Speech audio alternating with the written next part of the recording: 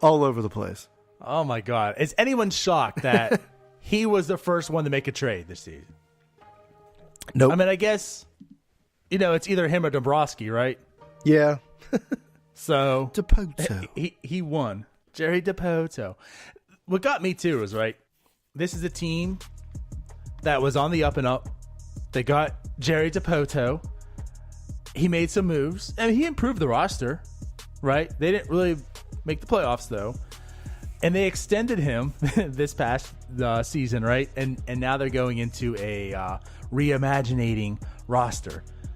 That's not really the guy that you want to rebuild a club. That fascinated me a bit. This is the guy you want when the club's getting there, and you want to take him over to the top, right? Just like Dombrowski for the Red Sox. You don't want these guys when they're rebuilding. They don't have that good of a track record. Mm-hmm. And here we are, right after the extension. So this is going to be intriguing. I'm interested. Yeah, so I mean, look, Seattle's got a roster they have some pretty good players, and I mean James Paxton, Diaz, the closer. Now Gene Segura's been coming up. The Pirates need a shortstop. He's a pretty good one. Speak to me, Ryan. Now, there's been people, there's so many trade rumors and people come up with things, but I've been seeing the Segura for Keller, Mitch Keller rumor popping around way too much. Wrong. Is it just me, or I'm not that high on Segura, I guess. He's controllable for a long time. That's the one thing about it. He's 28. He's controllable for 4 seasons. There's a couple teams. That's a good length of time, and that's still in that window. I mean, at 32, then he's gone. Well, he does have an option as well. There's a team option. Yeah, so it could be 5, but he's there for 4 up through age 32, which is a good range.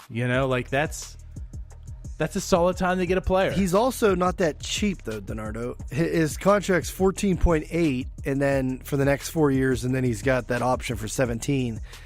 But, right. I mean, look, McCutchen was the highest paid Pirate, and what was he at? 15. Was it 15 or 14? I thought it was 14 point. That was 14.75, right? I mean, come on, right? Just round all it. right, we'll round it up. But, and so we 50, traded McCutchen. Inflation.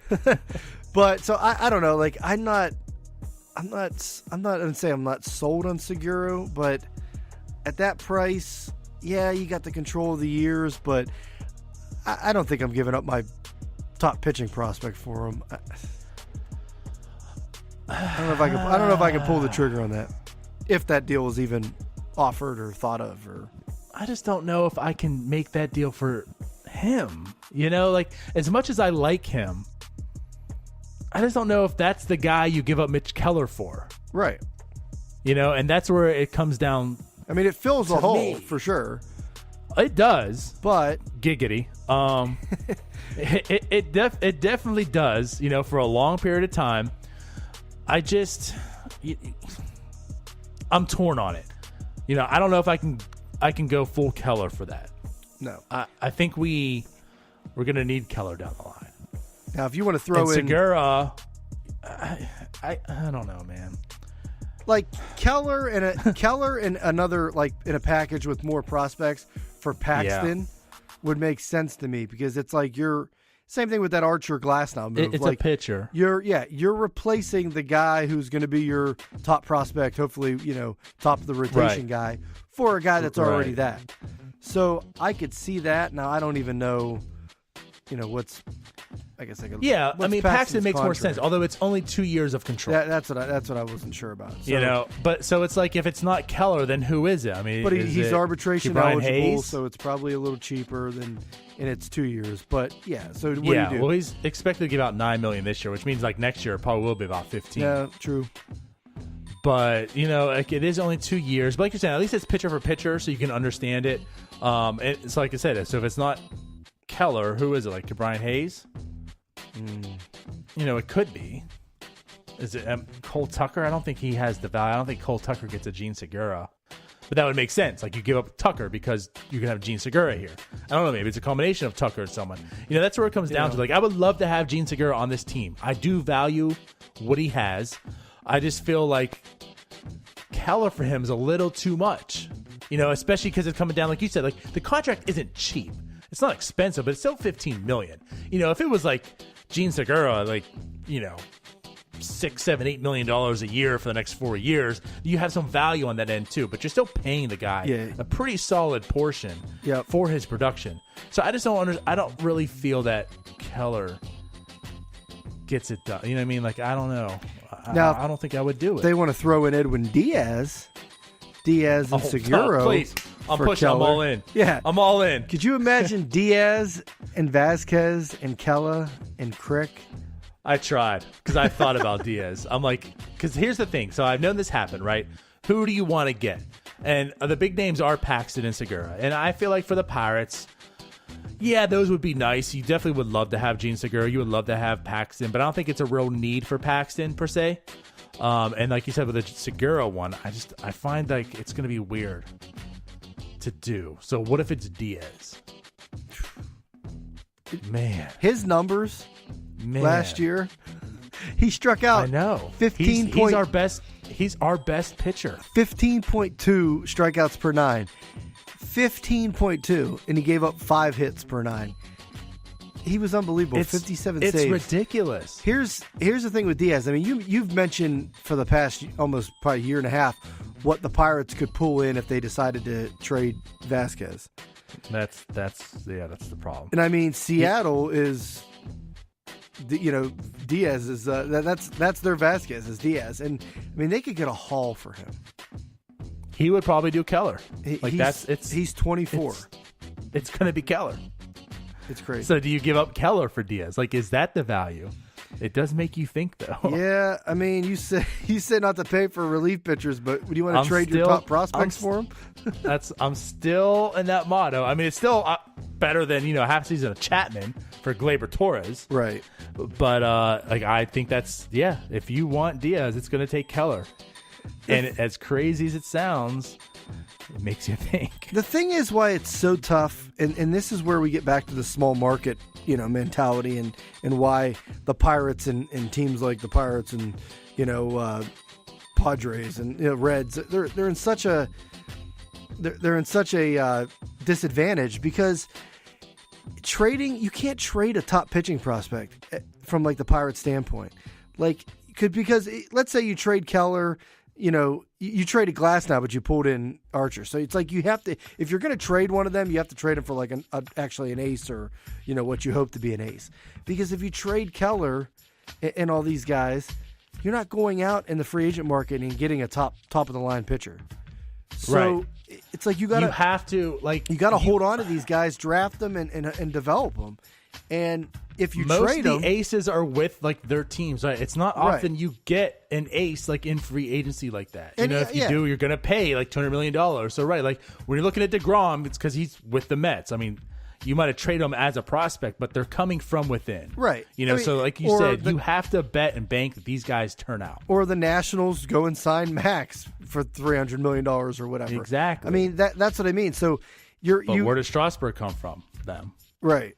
Like you have to draft them and develop them, or if you're trading for DeGrom, you're probably giving up what they hope to be a DeGrom someday.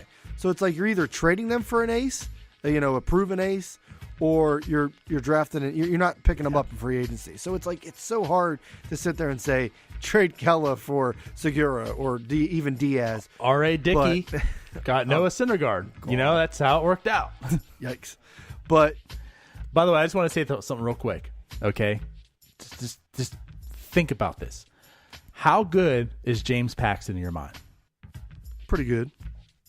Okay, so James Paxton had a 3.8 WAR as a really good starter. Right. A really good starter. Edwin Diaz as a closer had a 3.5 WAR. He was unbelievable this year. He was unbelievable. That's why this is where we're getting at. He was basically just as valuable as James Paxton. And you're talking, would you give up Keller for Paxton? And Paxton has 2 years of control. And Diaz, as a closer, has a lot longer control. I forget when he becomes a free agent. This is only, his second season? Diaz? I think third. Two and a half. Third. Okay. Yeah. So anyways, yeah. So like you're looking at even longer control for just a closer, but it's Yeah, basically the same value as Paxton. He wouldn't be a free agent until 2023, so you'd have him for a long time. But that's what I mean. You could do that, DiNardo. Do you give up Keller? Do you give up Keller for Diaz? You could trade. I'm putting you on the spot right now. No, you could. You could trade Keller. I'm not asking you. Bring Diaz in. Are you? And just go all in on the bullpenning. And you throw Diaz, you throw Vasquez, you have when Chad Kuhl comes back next year, you have Musgrove, you have these guys that are just these hybrids. Not necessarily starters, not necessarily the back of the end guys, and you just have a bunch of middle guys, and then you have Crick, Kella, Diaz, and Vasquez. I mean, I could see it. That is a hell of a rotation. And think about 2020 when Santana comes back. That's what I mean. It's like, and you just bullpen it. You're the ultimate bullpenning. So who cares who your starters are then? You would shut the game down after the sixth inning, basically. With those arms. Now, obviously, you wouldn't be able to pitch these guys every single game, but you have enough. So are you making a splash?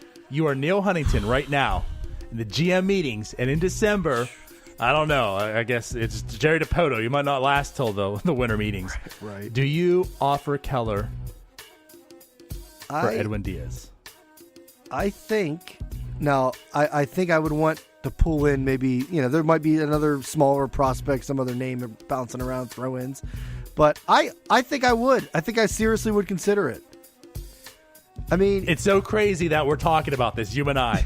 The way we feel about relievers. And we talk, but Edwin Diaz is just so good right now. And like you said, he is only 24 years old. That Pirates bullpen is a strength right now. I mean, you agree with that, right?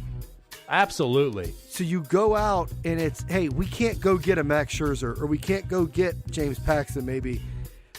So let's go and just add to the strength. Let's add to this bullpen and make this bullpen one of the best in the league, if not the best, and shut these games down. Have the starters go a little shorter, or maybe piggyback a couple together, and then just Diaz have pitched 73 innings last year. I mean, it's not like this guy is a 40, 50 inning closer. Right. He's not like Chapman. He's not going to whine because he's pitching more than one inning. Right. Put it that way. Or pitching he pitched Chapman. 73 times, so he pitched in a lot of games.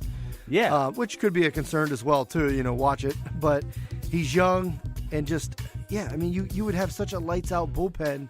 15 strikeouts, Ryan. And the other I know. 2 walks. The other thing is, look, Chad Kuhl, he's out. He'll be back, hopefully towards the end of next year or the year after.